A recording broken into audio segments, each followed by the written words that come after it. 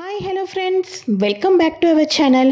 ఇక అనామిక అయితే నా చెల్లెలకు ఏమీ కాకూడదు దేవుడా, నువ్వే కాపాడాలి అని చెప్పి దేవుణ్ణి వేడుకుంటూ ఎంతగానో టెన్షన్ పడిపోతూ ఉంటుంది.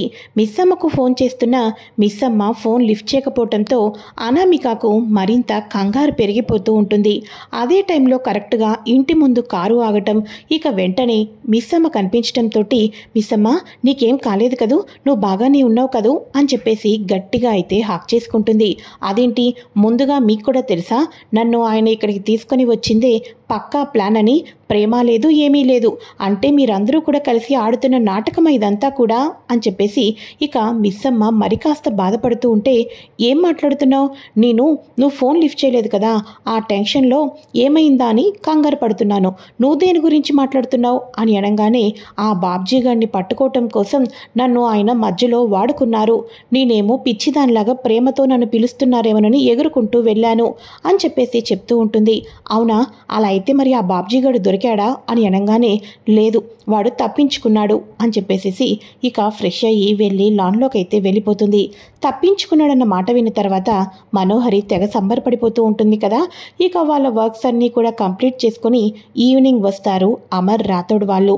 ఇక వెంటనే పిల్లలు లంచ్ చేశారా అనామిక అని అనగానే, డిన్నర్ చేసే పడుకున్నారు సార్ అని అంటూ ఉంటే, సరే అయితే రేపు ఎర్లీ మార్నింగే మనం ఊరు వెళ్ళిపోతున్నాం, పిల్లల్ని ఎర్లీ మార్నింగే లేపాలి అని అనగానే, ఓకే సార్ అని అంటూ ఉండగా, అవును ఇంతకీ మిస్సమ్మ ఎక్కడా అని అనగానే, ఏమో సార్ వచ్చినప్పటి నుంచి తెగ బాధపడుతుంది, నేను ఏం మాట్లాడినా నాతో కూడా మాట్లాడటం లేదు, లాన్లోనే ఉంటుంది అని చెప్పేసి అనగానే, అవునా సరే అయితే తనతో నేను మాట్లాడతాను అని చెప్పేసి అంటూ ఉండగా, ఇప్పుడు ఆయన నా దగ్గరికి వచ్చేస్తారు, నాకు సారీ చెప్పేస్తారు, గంట వరకినా నేను బెట్టు చేసి తీరాల్సిందే అని చెప్పేసేసి ఇక మిస్సమ్మ ఇక అమర్ బాగీ కోసం లాన్లోకి వస్తారని వెయిట్ చేస్తూ ఉండగా, అవును ఇంతకీ మనోహరి ఎక్కడుంది అని అనగానే, పైన రూమ్లోనే ఉంది సార్ అని చెప్పడంతో మనోహరి దగ్గరికి వెళ్తాడు అమర్. ఇంకాస్త కోపం రగిలిపోతూ ఉంటుంది. ఇక వెంటనే, అసలు ఏంటి ఈయన, అలిగి నేను ఇక్కడికి వస్తే నా గురించి పట్టించుకోకుండా ఆ మనోహరి దగ్గరికి వెళ్తారా, ఇందాకటి దాకా జోక్గా అలిగి ఉంటాను, కానీ ఇప్పుడు నేను సీరియస్గానే అలుగుతాను అని చెప్పేసి ఇక మొత్తానికి అయితే లాన్లోకి వెళ్ళిపోతుంది మన మిస్సమ్మ అయితే. ఇదిలా ఉండగా ఇక మనోహరి కంగారు పడిపోతూ టెన్షన్ పడుతూ ఉంటుంది కదా. ఇలా టెన్షన్ పడుతూ ఉండగా ఇక వెంటనే మనోహరి ఎందుకు ఇదంతా నాకు చెప్పలేదు ముందుగా అని అనగానే, దేని గురించి మాట్లాడుతున్నావు అమర్ నువ్వు, నాకేం అర్థం కావటం లేదు అని అనగానే, దేని గురించా, నీ ఫ్రెండ్ ఆల్రెడీ చిత్ర ఇక్కడే ఉంది కదా, తనని కూడా ఇక్కడే ఉంచొచ్చు కదా, తనని పాపం ఎందుకని చెప్పేసి ఎక్కడెక్కడో హోటల్లో ఉంచావు అని అనగానే, నాకు తెలీదు అమర్, లేకపోతే చిత్రని నేనెందుకు దూరం పెడతాను అని చెప్పేసి అంటూ ఉంటుంది. ఇక వెంటనే బాబ్జీ గురించి కూడా ఇన్ఫర్మేషన్ తెలుస్తుంది కదా, ఇక అనామికతో చెప్తూ ఉంటారు కదా, ఇక మిస్సమ్మ ప్రాణాలకు అపాయం ఏమీ లేదు అనామిక, ఎందుకంటే ఆ బాబ్జీ గారు తప్పించుకొని వెళ్ళిపోయాడు, కానీ మా ప్లాన్ ప్రకారం వాడు ఇప్పుడు పోలీసుల అదుపులోనే ఉన్నాడు, వాడు అడ్డంగా దొరికిపోయాడని తెలిసిన కానించి మనోహరి కంగారు పడిపోతూ ఉంటుంది. అమ్మని చూసి కూడా టెన్షన్ పడిపోతూ ఉంటుంది. సరే మనోహరి త్వరగా నిద్రపో, ఎర్లీ మార్నింగే లేచి మన ఊరు వెళ్ళాలి అని చెప్పేసి అమర్ అయితే వెళ్ళిపోతాడు. ఆ తర్వాత అమర్ మొత్తానికి మిస్సమ్మ గురించి మొత్తం ఇల్లంతా వెతుకుతున్నప్పటికీ కూడా మిస్సమ్మ కనిపించకపోవడంతో లాన్లోకి అయితే వెళ్తాడు. ఇక వెంటనే అమర్ లాన్లోకి వెళ్ళంగానే మిస్సమ్మ కోపంతో మూతి తిప్పుకుంటూ పక్కకైతే వెళ్ళిపోతూ ఉంటుంది. ఇక వెంటనే అమర్ మిస్సమ్మ ఎదురుగా వచ్చి తన పాకెట్లో ఉన్న పట్టీలనైతే తీస్తాడు. పట్టీలను తీయటంతో, ఏంటి ఇవి నా కోసమేనా అని అనగానే, అవును నీకోసమే అని చెప్పేసేసి అనటంతో చెయ్యి ఇస్తూ ఉండగా అమర్ నీల్ డౌన్ అయిపోయి ఇక వెంటనే మన బాగీ కళను తన ఇక పాదం మీద పెట్టుకొని చక్కగా అయితే అమర్ బాగీకి పట్టీలు అయితే పెడుతూ ఉంటాడు. ఆ పట్టీలను పెట్టిన తర్వాత మిస్సమ్మ కాళ్ళకు ముద్దు పెట్టడమే కాకుండా కాలం తీసుకొని వచ్చి తన హృదయం మీద అయితే పెట్టుకుంటాడు. హృదయం మీద పెట్టుకున్న తర్వాత ఐ లవ్ యూ బాగీ అని చెప్పటంతో బాగీ కళ్ళల్లో ఆనంద బాష్పాలు వచ్చేస్తూ ఉంటాయి. అయితే అమర్ వచ్చేసేసి పట్టీలు పెట్టిన తర్వాత అలానే చూస్తూ ఉంటాడు. ఏంటి పట్టీలు పెడుతుంటుంటే కళ్ళమ్మట నీళ్ళేంటి అని అనగానే, మీరు నాకు ప్రేమతో పట్టీలు పెడుతుంటుంటే మీరు నాకు ప్రేమతో ఐ లవ్ యూ చెప్పినంత సంతోషంగా అనిపిస్తుంది అని చెప్పేసి మనసులో అయితే అనుకుంటూ ఉంటుంది. నిజం చెప్పాలంటే ఇవి నీకోసమే స్పెషల్గా ఇక్కడికి వచ్చిన తర్వాత కొన్నాను. కానీ నా స్పెషల్ టీంలో నేను జోక్యం చేసుకున్నాను. కానీ వాడు నీ ప్రాణాలకి ఏదైనా చేస్తే నేను అడ్డుపడేవాడిని అని చెప్పేసి అమర్ అయితే చెప్తూ ఉంటాడు. అంతేలేండి, మీ ఆపరేషన్ల కోసం నన్ను వాడుకున్నారన్నమాట అని చెప్పేసి నిజంగానే అనామిక చెప్పినట్టుగా నా ప్రాణాలకి ఏమైనా అయిపోతే ఇక అరుంధతి అక్కను చంపినట్టుగానే ఆ బాబ్జీగాడు నా ప్రాణాన్ని కూడా తీసేసుకుంటే అని అంటూ ఉంటుంది మన మిస్సమ్మ. నా ప్రాణాన్ని కూడా పోతే అనే ఒక్క మాటకు అమర్ అయితే మిస్సమ్మ పెదాల మీద తన చేతిని అయితే అడ్డు పెడతాడు. మిస్సమ్మ, నీకేమీ కాదు, నీకేమీ కాకుండా నేను చూసుకుంటాను. అరుంధతి లాంటి పరిస్థితులు మన ఇంట్లో మరి ఎప్పుడూ జరగవు. నేను చూసుకుంటున్నాను. నీకు నేను రెస్పాన్సిబిలిటీ ఇస్తున్నాను. అయినా వాడు దొరికిపోయాడు. ఇక అరుంధతి చావుకు కారణం ఎవరో తెలుస్తారు, కానీ తర్వాత మరో చావు జరగడం అనేదే ఇక మన ఫ్యామిలీలోనే లేదు అని చెప్పేసేసి చెప్తూ ఉంటే, మొత్తానికి అయితే అమర్ అయితే ఇక మిస్సమ్మను దగ్గరికి తీసుకొని ఐఎమ్ సారీ, నేను హర్ట్ చేస్తుంటే ఐఎమ్ సో సారీ అని అనగానే, పర్వాలేదండి, మీరు నుంచి నేను ఏమీ సారీ ఆశించటం లేదు. అయినా నాకు మంచి పట్టీలు తీసుకొని వచ్చారు కదా, అయినా ఇంకా భార్య మీద మీకెక్కడ ప్రేమ ఉంటుందిలేండి. కొడైకెనాల్ అనగానే రొమాంటిక్ యాంగిల్లో ఆలోచించేసేసి నేనే ఇక్కడి దాకా వచ్చాను. కానీ సిన్సియర్ ఆఫీసర్ ఎక్కడున్నా ఇక ఆఫీస్ గురించి మాత్రమే, తన స్పెషల్ అండర్ గ్రౌండ్ ఆపరేషన్ గురించి మాత్రమే ఆలోచిస్తారని నాకేం తెలుసు. వెళ్ళండి, రేపు మార్నింగ్ త్వరగా నిద్రపోవాలి కదా అని చెప్పేసి అనగానే, అవునవును, మీరు ముందు వెళ్ళండి, నేను కూడా వచ్చేస్తున్నాను అని చెప్పేసేసి అంటూ ఉండగా అమర్ అయితే వెళ్ళిపోతాడు. ఆ తర్వాత వచ్చేసేసి రాథోడ్, మిస్సమ్మ, నీ కోపం ఇక చాలించు, ఉదయాన్నే వెళ్ళాలి, నిద్రపోవచ్చు కదా అని చెప్పేసి అనగానే, ఊరుకో రాథోడ్, ఆయన మీద నాకెందుకు కోపం ఉంటుంది అని చెప్పేసి మిస్సమ్మ అంటూ ఉండగా లోపలికి వెళ్తున్న అమర్ ఒక్కసారిగా ఆగిపోతాడు. అంటే ఏంటి, ఇక నిన్ను కొడైకెనాల్ తీసుకొని వచ్చినందుకు, బాబ్జీ ఆపరేషన్లో నిన్ను మధ్యలో ఇరికించినందుకు నీకు సార్ మీద కోపం ఏమీ లేదా అని అనగానే, ఆయన మీద నాకెందుకు కోపం ఉంటుంది రాథోడ్, ఏదో ఊరికే ఆయన దగ్గర అలా బెట్టు చేస్తూ ఉంటే ఆయన నాకు సారీ చెప్తూ ఏదో రకంగా నాతో కాసేపు ప్రేమతో మాట్లాడతారు కదా, అందుకనే ఇలా చేశాను.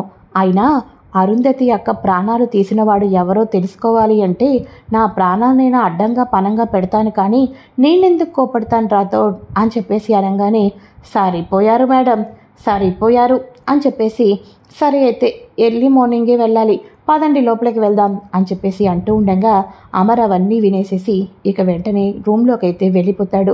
రూమ్లోకి వెళ్ళిన తర్వాత మిస్సమ్మ అన్న మాటల్ని పదే పదే గుర్తు తెచ్చుకుంటూ ఉంటాడు.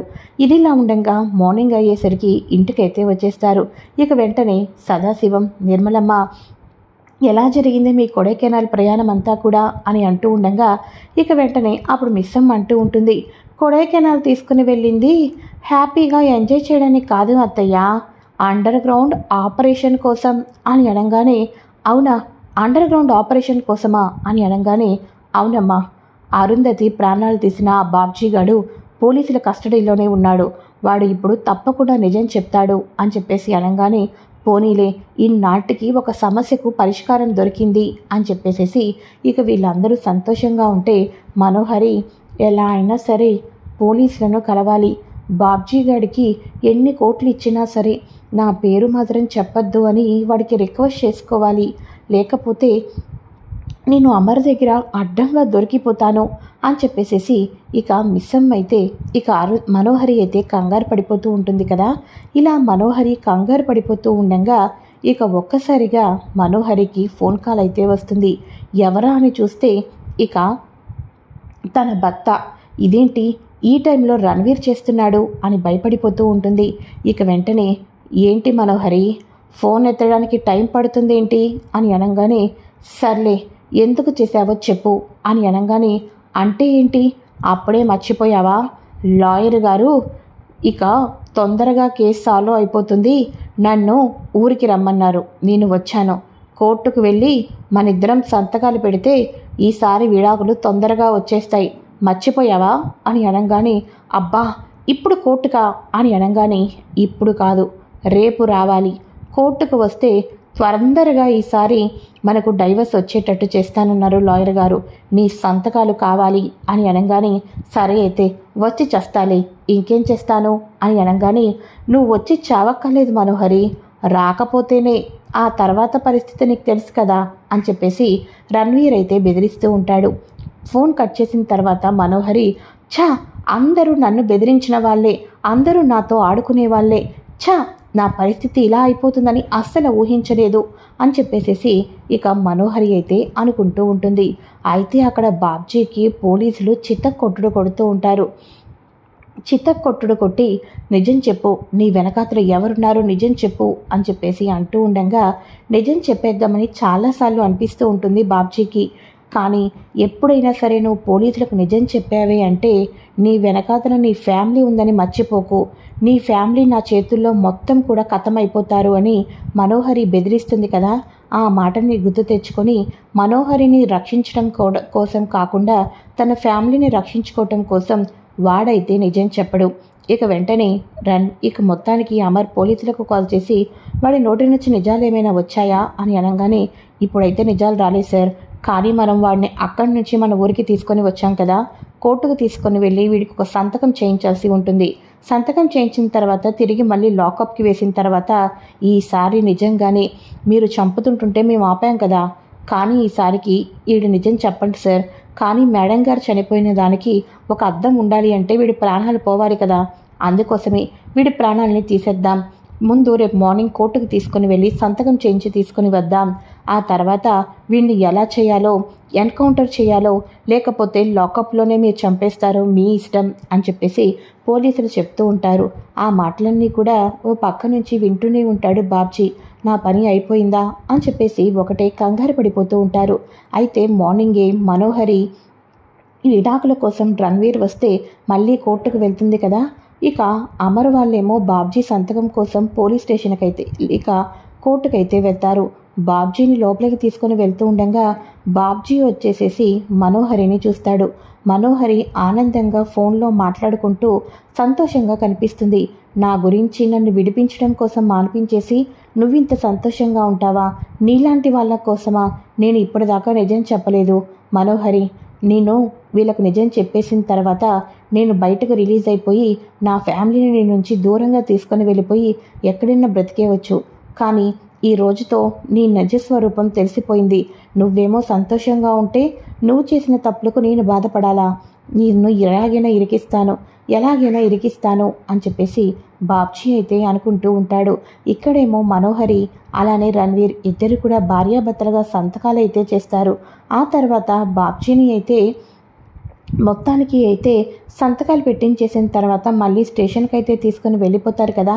ఇక్కడ మనోహరి అమర్ వాళ్ళని చూసి పక్కకు వెళ్తుంది, కానీ అమర్ రణ్వీర్ని మనోహరిని చూడుకోకుండానే బాబ్జీ వాళ్ళని తీసుకొని అక్కడి నుంచి వెళ్ళిపోతారు. అయితే ఇక ఇదిలా ఉండగా బాబ్జీ యొక్క ఫోన్ కాలర్ డేటా అంతా ఓపెన్ చేసి చూస్తే ఆ ఫోన్ డేటాలో మొత్తానికి అయితే అరుంధతి ఫోన్ కాల్స్ మాత్రమే ఉంటాయి. అదేంటది, అరుంధతి ఫోన్ కాల్స్ మాత్రమే ఉన్నాయి అని చెప్పేసి ఆశ్చర్యపోతూ ఉండగా పిల్లల్ని కనుక్కోవటంతో పిల్లలు ఫోన్ తీసుకొని వచ్చామంటారు. ఓ పక్క మనోహరి, ఆ పక్క అనామిక మాత్రమే ఆ ఇంట్లో ఉంటారు. వాళ్ళిద్దరి దగ్గర నుంచే ఫోన్ కాల్ వెళ్ళాలి. అనామికను చూస్తుంటుంటే బాబ్జీ గారు జైలుకి ఎప్పుడెప్పుడు వెళ్తాడని వెయిట్ చేస్తూ ఉంటుంది. మనోహరిని చూస్తేనే కంగారు పడిపోతుంది. ఇదంతా మనోహరినే చేసి ఉంటుందా, చెప్పరా చెప్పు అని చెప్పేసేసి వాడిని చితక్ కొడుతూ ఉంటారు. ఇక వాడిని చితక్ కొడుతూ ఉండగా వాడు మొత్తానికి మనోహరి పేరు చెప్పడం అయితే జరిగిపోతుంది. ఒక్కసారిగా అమర్ కోపంతో మనోహరిని ఇంతకాలం మోసం చేసిందని నిజం తెలుసుకొని మనోహరి దగ్గరికి వెళ్తూ ఉంటారు. రెండో రోజు కోర్టుకి రమ్మని చెప్పేసి అనటంతో మనోహరి రణ్వీర్ ఇద్దరూ కూడా లాయర్ గారితో మరోసారి ఫాస్ట్గా రావటం కోసం సైన్ చేస్తూ ఉంటారు.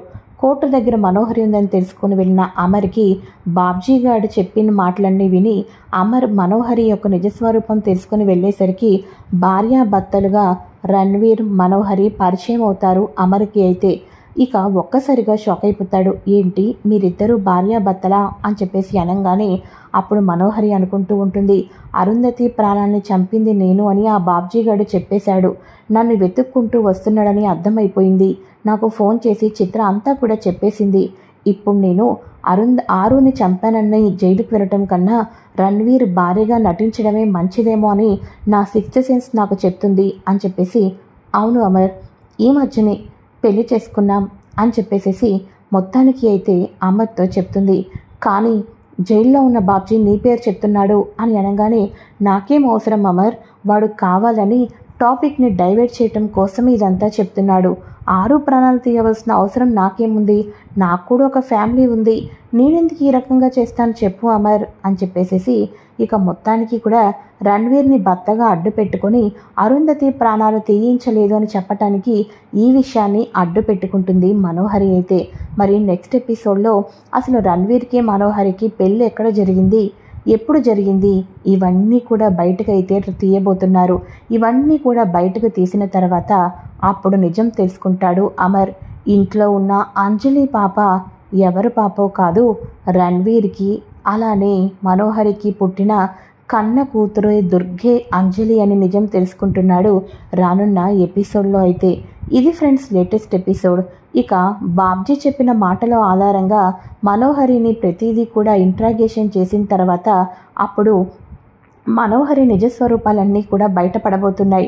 అలాంటి టైంలో ఏం జరగబోతుంది, మనోహరికి ఎన్ని నిజాలు బయటపడినప్పటికీ కూడా మనోహరికి కూడా అంజలి తన కూతురు అని తెలిస్తే అంజలిని అడ్డు పెట్టుకొని మనోహరి ఎటువంటి కథను ఇప్పుడు మలుపు తిప్పబోతుంది అన్నదంతా కూడా రానున్న ఎపిసోడ్లో తెలుసుకోబోతున్నాం.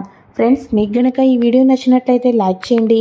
నెక్స్ట్ ఎపిసోడ్స్ కోసం ఛానల్ని సబ్స్క్రైబ్ చేసుకోండి. Thanks for watching friends. Bye. Hi hello friends, welcome back to our channel.